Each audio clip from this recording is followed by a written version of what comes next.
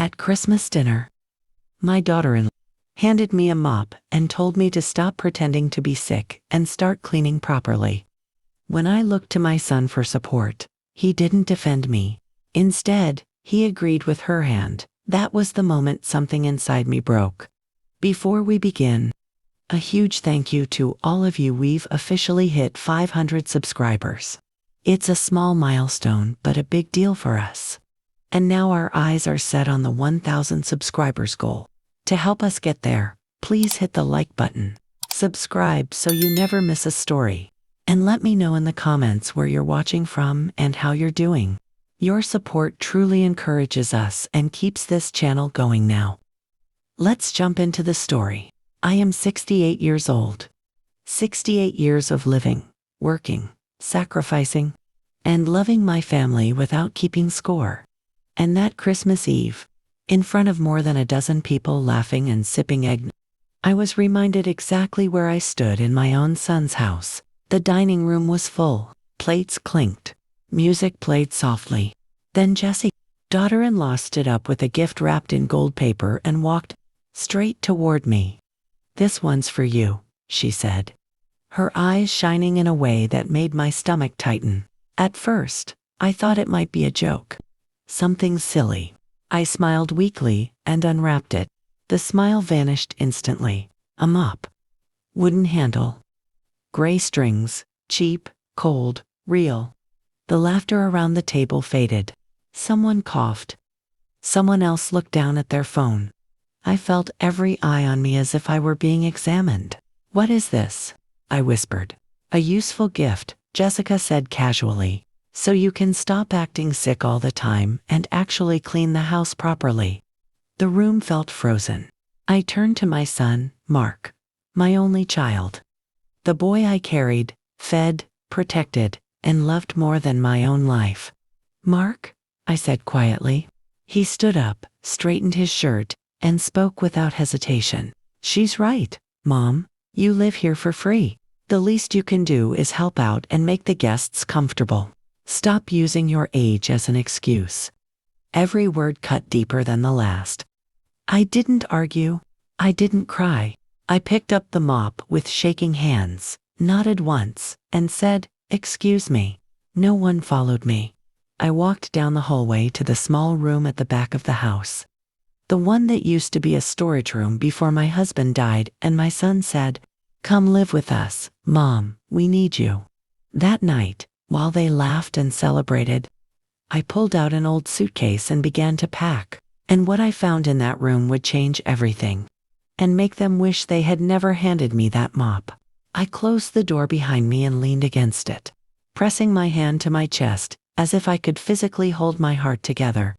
Outside, I could still hear laughter glasses clinking, music playing like nothing had happened, like I hadn't just been reduced to a household tool in front of everyone. The room they gave me was small and narrow, a twin bed pushed against the wall, a wobbly nightstand, peeling paint and faint water stains on the ceiling they never bothered to fix.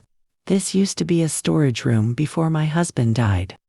3 years ago, my son had said, "It's temporary, Mom, just until you feel better." Temporary somehow turned into permanent. I looked around slowly.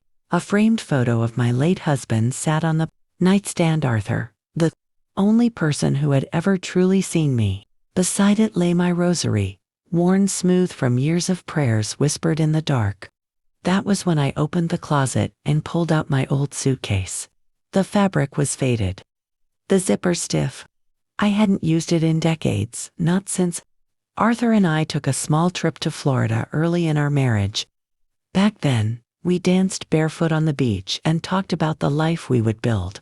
I sat on the bed and began to pack. Each piece of clothing carried a memory. The sweater I wore the day my son was born, the blouse from his graduation, the shawl Arthur gave me on our 25th anniversary. My hands shook, but not from sadness, from anger. As I folded, memories flooded back, things I had pushed down for years. Jessica snapping at me for using her shampoo. "That stuff is expensive. Use the cheap one." Being told not to sit in the living room because it was for guests. eating alone in the kitchen while they hosted dinners in the dining room, being reminded constantly that I didn't contribute financially, and Mark, seeing all of it, saying nothing. When I reached for my toothbrush, something slipped from the back of the closet and hit the floor with a dull clang. A small, rusty tin box. I froze. I hadn't seen that box in years. With trembling fingers, I opened it.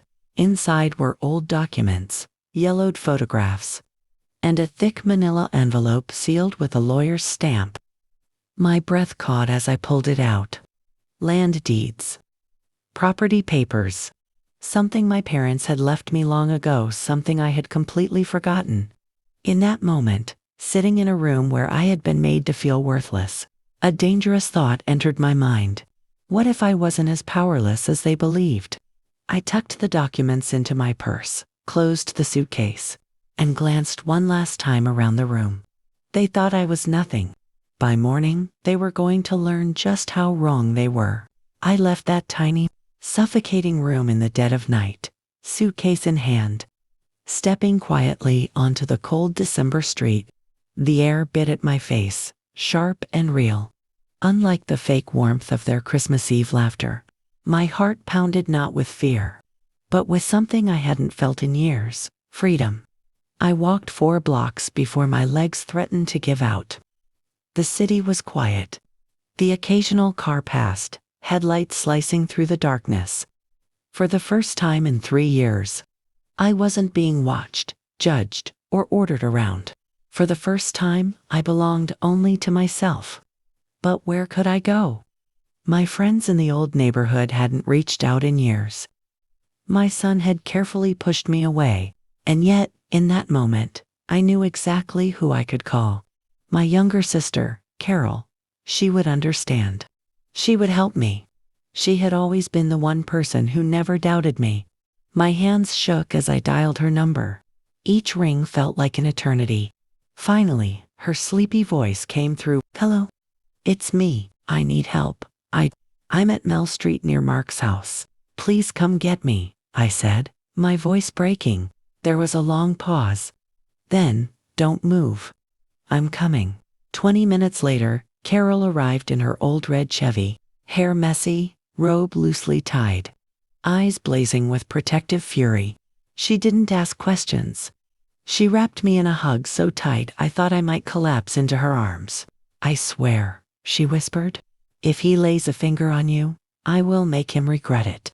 We drove in silence to her modest neighborhood, a complete contrast to the sterile perfection of Mark's gated community. Brightly painted houses, narrow streets, dogs barking on rooftops. Life lived without pretension. David, her husband, had hot coffee waiting. He sat me at the kitchen table, draped a blanket over my shoulders, and said simply, "You're safe here, Eleanor." I nodded, still trembling, still processing the storm of betrayal and humiliation I had endured. Carol's eyes were sharp, shining with barely contained anger. "Tell me everything," she demanded, and I did. The 3 years of being invisible, of being pushed around, humiliated, treated like I was only a servant. Every insult Jessica had hurled, every slight Mark had ignored. I recounted it all. Then she asked the question that stopped me in my tracks. "Do you remember the land?" I froze. What land? The manila envelope in my purse. The forgotten deeds. The property my parents had left me decades ago. A spark ignited inside me, small but fierce. Suddenly, my humiliation had a counterweight. My invisibility had an answer. And I knew when morning came, my life would no longer belong to them. But what I would do next, what I would discover about that land and the power it held, would terrify them in ways they never imagined. The next morning, I sat at Carol's kitchen table, the manila envelope in front of me. My hands trembled as I opened it. Inside were yellowed papers, deeds, and old legal documents, evidence of a property my parents had left me years ago. A piece of land I had completely forgotten in the chaos of raising a family and surviving my husband's death. As I examined the documents, memories flooded back. I had been young when my parents passed, focused entirely on raising Mark and building a life with Arthur. I had let the legal battles with my brother, Robert, slip from my mind. The property had been tied up in disputes for decades, but now it was mine, and the thought of it gave me a surge of power I hadn't felt in years. Carol leaned over, her eyes scanning the papers. "Eleanor, do you understand what this is?" she asked, her voice sharp. "This isn't just some old land. In the last few years, the area has exploded. Strip malls, office buildings, apartments. If it's still in your name, you could be looking at millions." I felt my chest tighten. Could it really be that simple? Could they have underestimated me so completely? I tucked the documents into my purse, my mind already racing. This was more than a forgotten asset. It was leverage, a way to reclaim control over a life they had tried to dominate. Carol reached across the table and squeezed my hand. "We need a lawyer first thing tomorrow. Someone who knows the history of this land, who can confirm it's yours and protect it legally. You have every right to this, Eleanor, and I'm not letting them touch a penny of it." I nodded, a cold determination settling in. For 3 years, I had been invisible. For 3 years, my son had tolerated every insult, every humiliation, and even encouraged it. Now, the tables would turn.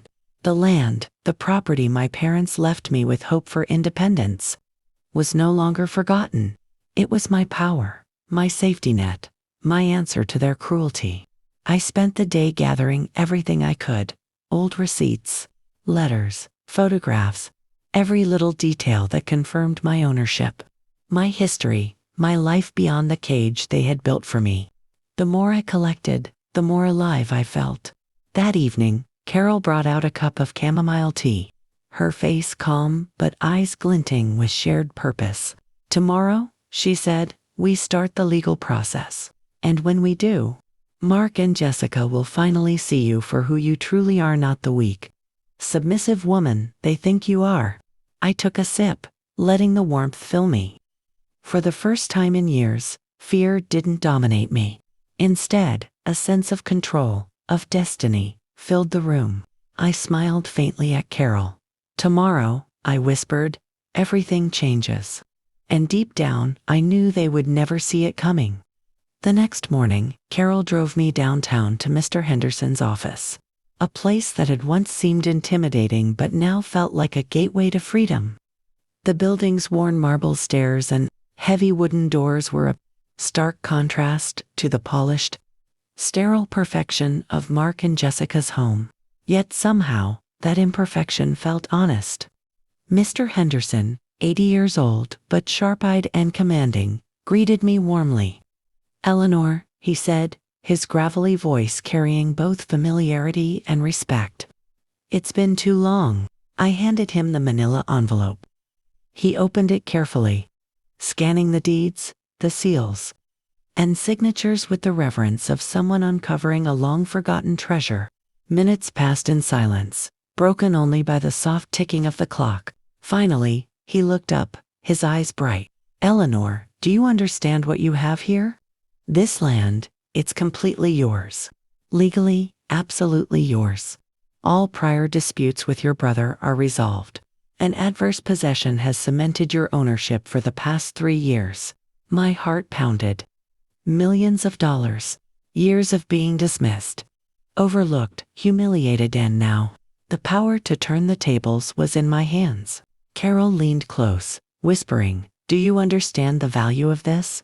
I nodded. "I do. And it's time they realized they misjudged me." Mr. Henderson continued, explaining the current market. The property was in a rapidly developing area, near a commercial hub with offices, shops, and apartment buildings sprouting everywhere.